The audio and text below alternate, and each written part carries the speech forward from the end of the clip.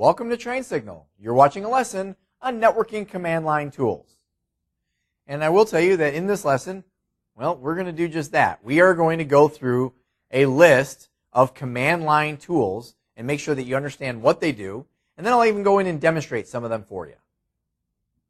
So the first couple of commands that I want to go over with you are very similar in nature. Not only are they named similarly, but the functionality is pretty much the same. These two commands are ipconfig and then ifconfig. Now both are used to view TCP/IP configuration. The difference is ipconfig is for the Windows operating system, whereas ifconfig you will find in things like Unix, Linux, and Macintosh. We will take a look at the ipconfig utility in just a few minutes. Now this next utility, I will tell you, is one that is the most powerful yet most simplistic utility out there. And the name of this utility is ping. Okay, it's just simply the ping command. And this is something that many people have heard of because, well, you hear it used all the time. You'll hear people say, can you ping this? Can you ping that? And this is something that is simply used to check for connectivity between networking devices. So when somebody comes to me and says, I can't see the such and such server, or I can't get to this, or I can't get to that, the first thing I will ask is, can you ping it? And we'll see in a few minutes here when we go in and see the utility in action exactly what that means when I say, can you ping something? Now the next command is the ARP command. And you may recall from another lesson where we talked about ARP being a protocol, right? It's the address resolution protocol, and that protocol has to do with the resolution between IP addresses and MAC addresses. Well, I mentioned that ARP was not only a protocol, but it's also a utility. And the ARP utility is something that is used to view and manage something called the ARP cache. And this is a memory location where we have recently resolved IP and MAC addresses. Now here's another couple of commands, just like we saw before with the ipconfig and the ifconfig. They're very similar in name and they are also similar in function. And they both, I would refer to them both really as traceroute, whereas one is traceRT and then the other one is spelled out traceroute. Now the traceRT command is what we would use in Windows, whereas the full spelled out traceroute command is what you would see in the other operating environments like Unix, Linux, and Macintosh. Now, what does this command do? Well, basically, it will lay out the full path that is being taken from point A to point Z. In other words, if I want to see exactly how I'm getting from my computer to some server that's maybe in another office through the enterprise, or maybe I want to see how I get from my individual computer to a web server out on the internet, I can use the traceroute command to do this. This is also a great way to troubleshoot if you're not getting to somewhere, right? Maybe if I have a client who says, I can't see a certain server in our enterprise, well, as much as I told you, the first words out of my mouth will be, can you ping it? If we're also not able to ping it, the next step from there would be to do a traceroute and see where between that client and that server the breakdown comes into play. Now there's another couple of commands that are not similar in name, but they are similar in functionality. And they are NSLOOKUP, which is used in Windows, and DIG, D-I-G, which is used in Unix, Linux, and Macintosh. Now, one thing that I will point out to you is that NSLOOKUP can also be used in those other operating environments, but DIG is considered to be more powerful and therefore the preferred utility for those operating environments. Now, if we jump back to NSLOOKUP for a minute, which we would use in the Windows operating system, it is used to troubleshoot DNS name resolution issues. Okay, so anything that has to do with host names and DNS, things like that, if we're trying to troubleshoot that form of name resolution, we're going to use NSLOOKUP. Now, one key thing that I want you to know about the NSLOOKUP utility is that it has both an interactive and a non-interactive mode. What this means is you can go to your command line in a Windows environment and just type NSLOOKUP, and it will take you into the NSLOOKUP prompt. Okay, you won't be in a normal command prompt anymore. And then from there, you can type different commands that work within the utility, or you could type out an entire command where you have NSLOOKUP and then various switches that follow the command to get a result just from that one command. And that's something that you would do if you were scripting your NSLOOKUP command. You would just want to put the entire command with the switches so you can just get your result. Whereas the interactive is more if you were sitting at the computer and you wanted to work your way through this troubleshooting process. That said, I will tell you that where I mentioned that NSLOOKUP can be used in other operating environments, the one drawback is that you do not have that interactive mode. You only have the non-interactive mode if you're working in Unix, Linux, or Macintosh. Now, the next command that we'll talk about is something called netstat, which does pretty much what it sounds like. It is used to display network statistics, okay, or more specifically TCP/IP network statistics and connections. Okay, so if you are trying to troubleshoot a network problem, it can come in handy to see certain statistical information about what's going on with the network. And then we have another statistical-based utility. It's also a utility that's not used so much in today's networks, and I'll explain why in just a moment here, but it's NBTstat, and this is used to display something called NetBIOS statistics. And this has to do with statistics revolving around your NetBIOS names, which is why you don't see it used too much anymore, is because NetBIOS names are not used that much anymore. But if you are in an environment that uses NetBIOS names, NBTstat can help you in troubleshooting those NetBIOS name resolution issues. And before we jump over to a demonstration of some of these tools, there's one last command, and I will tell you, I'm not really going to go into much detail, nor am I going to demo this command, because we do so in another lesson on routing, but it is the route command. And this is a command that is used to manage the routing table from a command prompt. Okay, so now that we have gone over all of the various network command line tools, I would like to show you how a few of them work. So let's go take a look. All right, so here we are looking at my desktop, and the first thing I need to do if I want to show you command line utilities is, well, we need to know how to get to the command line. Now, this is Windows 7 that we're looking at here, and in this operating system, you click on the Start menu, and there's a number of different ways you can get to the command line, and by the way, it's actually called the command prompt, which you'll see that right here. It's here because I've accessed it recently and or often, so Windows 7 will put up the things that you've looked at recently right there on your Start menu. You can also find it through all programs and accessories, and there's your command prompt. Or what I like to do is just right down here in the search box, just type in CMD, and then there it is. So that's your command prompt. From here, the first command I'd like to show you is ipconfig. So let's type in ipconfig and hit enter. And you get some basic IP configuration information.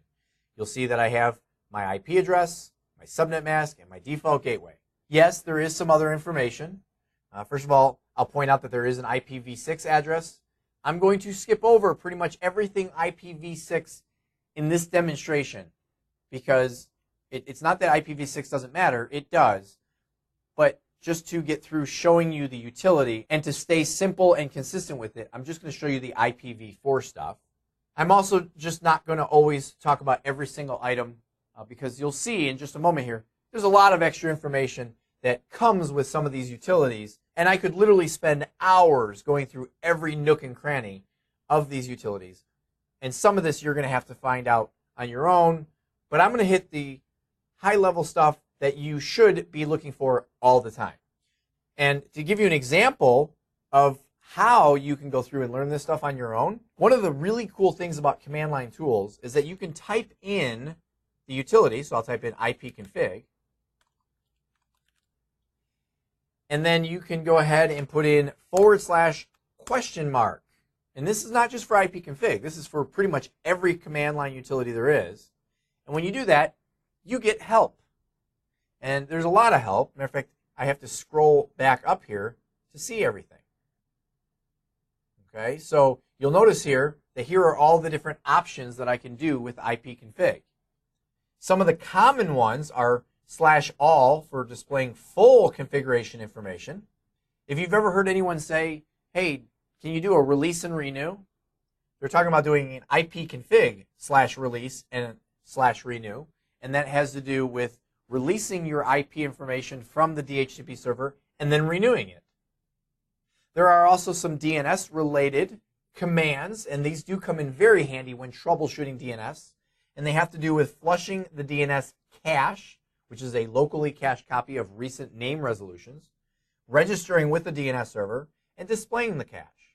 So again, as I mentioned, I can't go through every single tiny little detail, but the good news is you can on your own. It's all laid out for you in great detail. Okay, you get the full syntax of everything.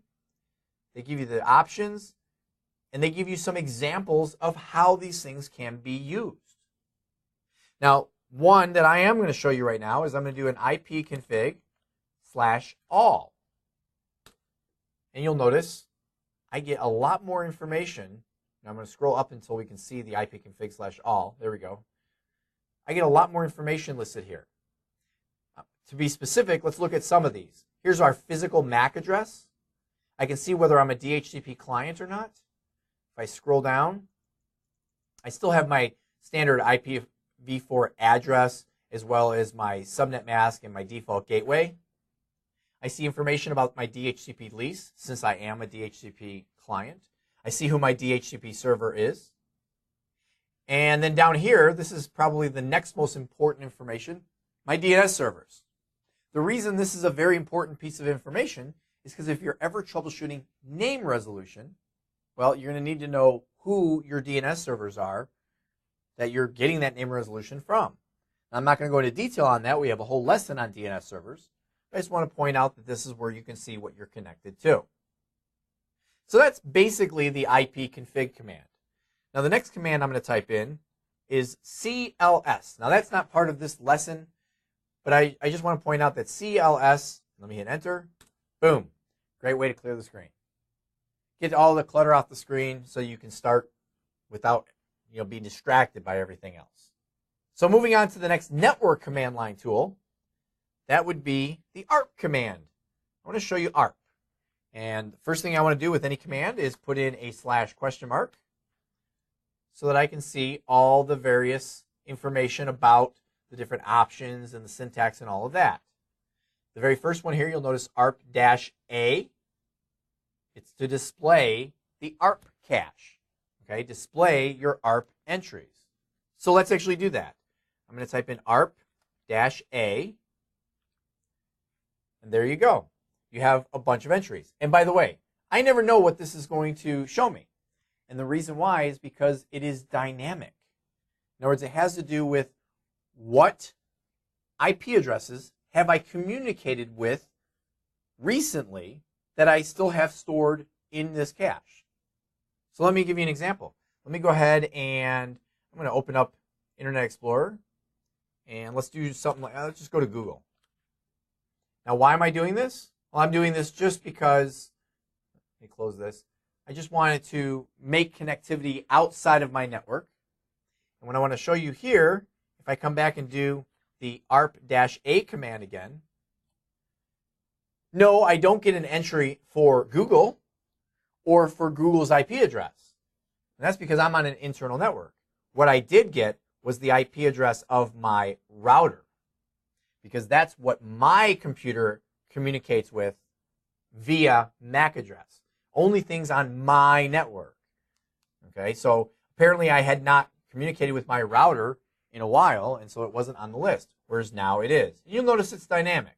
Now, another thing that I can do here is if I were to type in ARP-D, that's for delete, and I can put in, you know what, let's use the same one, the IP address of the router, 192.168.10.1. Watch what happens here. I actually get an error. And this is something very important to pay attention to, because once you get to Vista and Windows 7 and Windows 8 and other server-based operating systems as well, certain commands are protected because they don't want you to cause damage, or at least they don't want an average person to cause damage, and they required elevated privileges. So in order to be able to use these elevated privileges, I'm going to close the command prompt. And this time when I go to open it, I'm going to right-click on it and select Run as Administrator. Now, I am an administrator, so it's just going to say, are you sure? And I'll say yes. If I was not an administrator on this computer, it would prompt me for credentials. At this point, I'm going to go ahead and put ARP-A just to show that the table is still the same. And now I'm going to put in ARP-D 192.168.10.1. Hit Enter. And look at that. It looks like nothing happened. Right? You don't get a confirmation, you don't get an error, but something did happen. Because if I put in ARP-A again, you'll notice that 10.1 is gone. Now, you may remember that when I typed in this command the first time, 10.1 was not there. These dynamic entries will disappear if I don't have communication with them. The point behind using the -D command and manually deleting an entry is if you saw something that was just wrong and you didn't want to wait a certain amount of time to let it disappear on its own. Now, I'm not going to go into any more detail here on the ARP command, because I will tell you that this is somewhat, kind of a thing of the past. I mean, the command is still valid. The tool still has the same purpose. It's just the way things have moved into such an overall dynamic environment. It's very rare that you'd have to come in here and manually manage the ARP cache. Now, the next command I'm going to show you, and then I'm going to actually come back to ARP for just a quick moment. And the next command I want to show you is the ping command. So I'm going to just type in ping and then an IP address. And guess which one I'm going to do? The router. Okay, I'm going to put in 192.168.10.1. I'll hit Enter. And you'll see I get these replies. Remember, I said this is the most simplistic yet most important tool and most powerful tool there is. Okay, because this is showing connectivity. This is proving with these replies that I have connectivity with my router.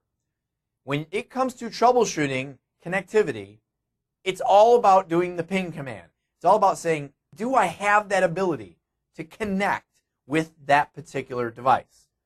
Now, I just want to show you before we go any further into ping that if I do ARP/A, guess what's going to show up again? That's right, you guessed it, 10.1. I just wanted to show you that having something put into that ARP table really has to do with any form of communication. I showed you by opening up an internet browser and going out to an internet website, which means I have to go to my router, and then I also showed you through a simple ping command. All right, so back to the ping command. If I do ping /?, you will see that there's a number of different options here, and they have a lot to do with forcing specific connectivity type scenarios. One of the switches that I've used many times is the -T command right up at the top. And you'll see that this says it'll keep pinging until stopped. Okay, because remember, when I did ping 192.168.10.1, how many replies did I get? I got 4 of them, and then it's done. If I were to put in the same command, ping, but this time put -T and put in the IP address, you'll see here that this is going to be a constant stream of replies. It's never going to stop until I tell it to. It'll either stop if I close the window. Okay, I could either close my command prompt, and that would make it stop. Or I could hit Control-C, which is a way of breaking into the current command. Now, why have I used this, and why does this come in handy? Well, very often if I cannot connect with something. Rather than try to do something to fix it, then try to ping and it fails, then I try to do something else and then try to ping and it fails, and then do something else and ping and it fails. What I find is it comes in handy sometimes to just say ping-t, and by the way, let me go ahead and ping a bogus IP address. I'm just going to put in 192.168.10.2. I don't believe exists on my network. There we go.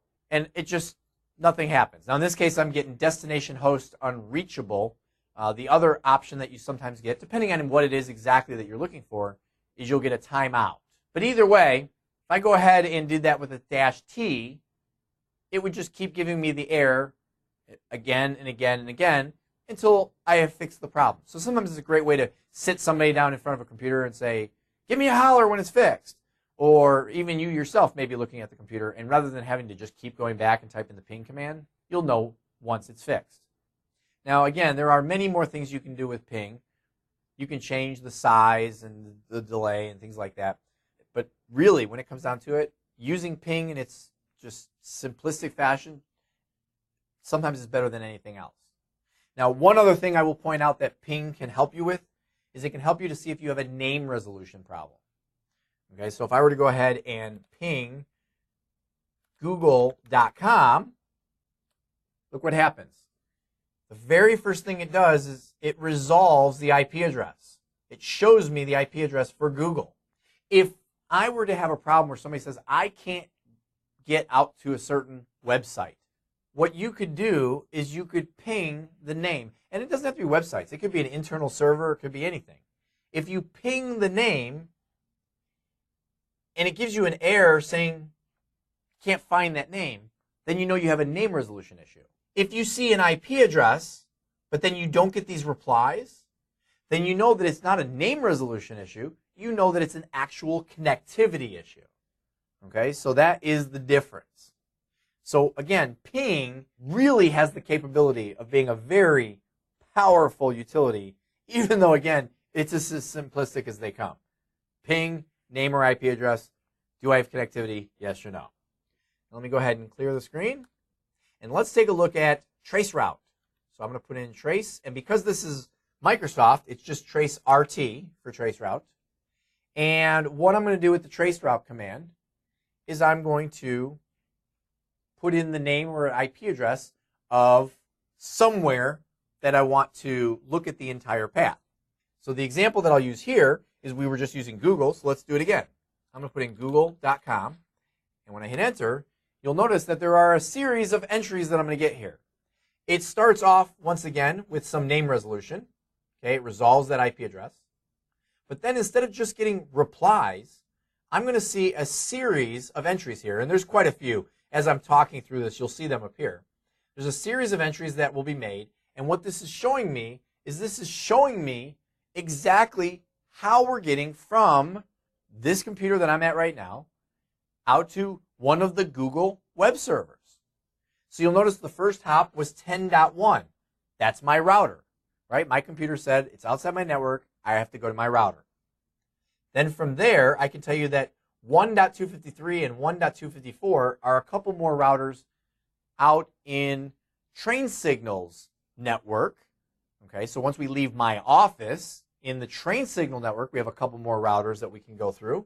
So it goes to 253, and I will tell you, this 1.253 address is actually a switch, not a router, and that switch has then been configured to pass it along, if it's meant for the internet, out to a router that's at 1.254. Then from there, all the rest of this that you see is all internet stuff. And that's stuff that I don't really know anything about. And when I say I don't know about, I don't mean I don't know the technology. I do know the technology. What I don't know is I have no control over these routers. These are just internet routers. Okay, so it's hopping through all these internet routers until eventually, look where it ends up. It ends up at Google's web server. This is a great way to troubleshoot if you ping something and you don't get a reply. This is a great way to figure out where's the breakdown. Meaning if you look at the obvious stuff and you say, well, everything looks good on the computer, and it looks like the router that this computer is looking to is okay, and maybe the server that I'm trying to get to, yeah, that server looks okay, and you're trying to figure out, well, I'm a little confused. Everything looks okay at the client, everything looks okay at the server. There's got to be a breakdown in between. Traceroute can help you with that. Now, I will also tell you that even though for demonstration purposes, I took us to Google, the reality is that you would not typically use this utility for an external internet website because, again, what am I going to do if I see a breakdown in any of these areas? Nothing. I have no control over it. This is something you would use in your own enterprise environment. So let me go ahead and clear this out. And then the next command I want to show you is netstat. I'm going to do /? here, just because I want to show you that this is a utility where we can look at, well, network statistics. Okay, so when it comes to troubleshooting, you look at a bunch of statistics about things going on in the network. So you'll see there's a lot of different options available, although this top one here, -A, which talks about displaying all the connections and listening ports. So let's go ahead and do that. Netstat -A. Okay, you can see, and by the way, this right here where it says video-PC, that is a proper name, meaning that is the name of this computer. So anywhere you see that, that's what you're looking at. Okay, and this just shows a bunch of ports that it's listening on. Okay, so that's one thing good to know. If you want to know that the computer is listening on various ports. And I will tell you, at this point, it's going to be really difficult to go into great detail on all of this information because unless you've already learned about specific ports and protocols and things like that, a lot of this is going to just look like foreign information. One of the key things we can notice here is that under proto, it shows either TCP or UDP. Okay, that's from the TCP/IP protocol lesson where we learned about the transport layer protocols, TCP and UDP. I can also do a netstat-O, and you'll notice that it's showing me active connections, and it's blank because I'm not currently connected to anybody. So if I were to do something simple like open up a web browser and go to Google, go ahead and come back to my command prompt and do the same command again, netstat-O. Look at that. Now I have a couple of entries. And if I were to open up another tab over here on my browser, and let's say I go to train signal, come back here to my command prompt, do the same command again. Ooh, look at that. I have a lot more entries. And really, when it determines how many entries, it depends on what exactly the website's doing and how much activity there is, how much information there is, where else things are linked out to. Okay, so there's not a whole lot, again, that I can go into in much more detail here without, including other lessons in with it. But I will tell you that overall, netstat is a great way of just seeing what's going on with the network and taking a look at the connections that this computer is either making or is available to make. So let me go ahead and close the browser in the background here. I'll just close all my tabs and clear the screen. And one last utility that I'd like to talk to you about is the nslookup command. And remember, there's both an interactive and a non-interactive mode. So let's start off with non-interactive, where I just type nslookup, and then I'm going to add some information to it. So I'll say Google, since we've been picking on them the entire demonstration here, .com. And I'll hit enter. And you'll see here that, first of all, there's nothing within my own local network here. My own DNS servers are not authoritative for Google.com. Okay, meaning the information for where the Google.com servers are that stuff's not listed in my own local DNS server. And that's why here it says server unknown. It's pointing to my DNS server, like that's where it's going to at least go to, but it's non-authoritative.